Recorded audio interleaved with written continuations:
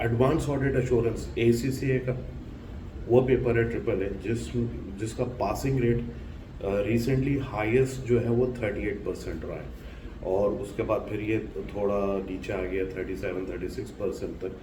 तो इसकी अब बात ये है, सवाल ये है कि क्यों ट्रिपल ए का जो पासिंग रेट है वो इतना कम रहता है, उसकी रीज़न क्या है। सबसे पहली रीज़न ये है कि जो लोगों का एक सीरियसनेस लेवल होना चाहिए इस पेपर को लेके वो होता नहीं है। बहुत सारे स्टूडेंट्स क्या करते हैं कि भाई शुरू से ये पेपर नहीं पढ़ते, भाई पहले एग्ज़ाम्स हो जाते हैं, यार एग्ज़ाम्स हो गए हैं अभी थोड़े देर आराम कर लें, थोड़ा सुकून कर लें, चलो वो तो बनता है। अब उसके बाद क्या होता है, यार अब रिज़ल्ट आ जाए फिर देखते हैं। अब रिज़ल्ट 1 महीने बाद आता है, 1 महीने बाद जो है आपका पेपर होने में अब टाइम कितना रह जाता है, 40 to 45 डेज।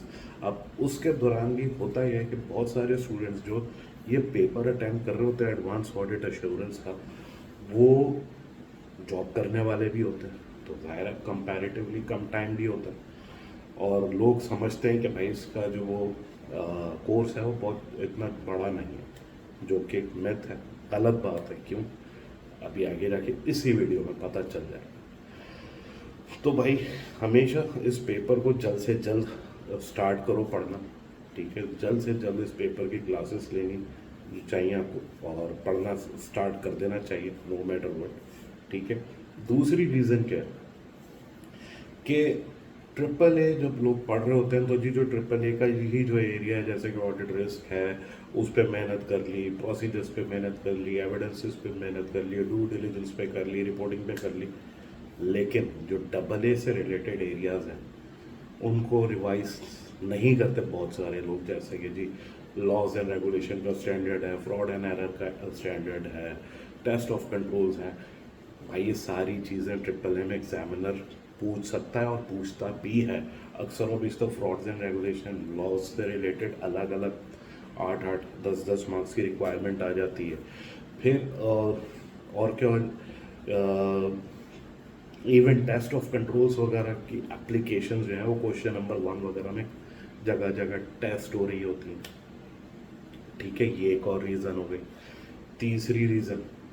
तीसरी रीज़न ये है कि लोग अब अपना SBR स्ट्रेटेजिक बिजनेस रिपोर्टिंग का एरिया रिवाइज या तो करते नहीं हैं या बहुत लेट करते हैं, जिस और ज़ाहिर है फिर वो रिटेन कुछ हो पाता है कुछ नहीं हो पाता। तो भाई ट्रिपल ए पास करने के लिए, और यही वो रीज़न है जो मैंने कहा था अभी बाद में बताता हूँ, तो ट्रिपल ए पास करने के लिए SBR आपको मतलब ऐसा आना चाहिए कि आपको कुछ सोते हुए भी जगा ले और आपसे कुछ स्टैंडर्ड पूछ ले, कोई भी स्टैंडर्ड पूछ ले SBR लेवल का, वो आना चाहिए। क्यों, क्योंकि ऑडिट रिस्क में भाई अकाउंटिंग इश्यूज वगैरह होते हैं तो वहाँ पे आपको अकाउंटिंग ट्रीटमेंट्स बतानी पड़ती हैं, स्टैंडर्ड्स की ट्रीटमेंट्स वगैरह बतानी होती हैं।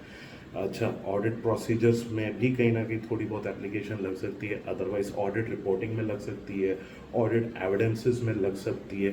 तो भाई 70 to 80% जो आपका पेपर है एडवांस ऑडिट एश्योरेंस का, वहाँ पे आप यहाँ पे SBR की नॉलेज आपकी लग रही होती है, अप्लाई हो रही होती है, तो इसको बिल्कुल भी इग्नोर नहीं करना है।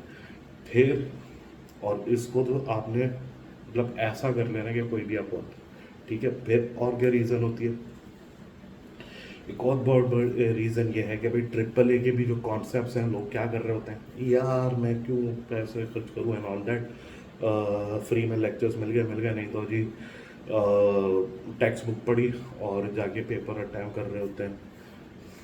गलत बात है भाई, फिर तो एक अटैम्प्ट की और तैयारी करो। क्यों, क्योंकि इस पेपर में भाई आपको ऑडिट मैनेजर बनना है, आपको ऑडिट मैनेजर की तरह सोचना है, खाना है, पीना है, पहनना है। बिल्कुल ऑडिट मैनेजर वाली आपकी अप्रोच होनी चाहिए, एनालिटिकल थिंकिंग होनी चाहिए, और वो एग्ज़ाम अप्रोच आपको सीखनी होती है, ठीक है। और यही जो है भाई मेरी जो ऑनलाइन क्लासेस हैं एडवांस ऑडिट एश्योरेंस की एट अकाउंटेंसी, वो उसमें भाई शुरू से पहले टॉपिक से जो है वो पास पेपर्स पे फोकस किया जाता है, और उसमें मैं चेक भी करता हूँ टॉपिक वाइज, और उस पर फीडबैक भी दे रहा हूँ। तो मैंने वहाँ पे भी ये चीज़ जो है स्टूडेंट्स की नोट करिए कि भाई एसबीआर की नॉलेज को बहुत इग्नोर करते हैं, दोबारा ये बात आ गई है।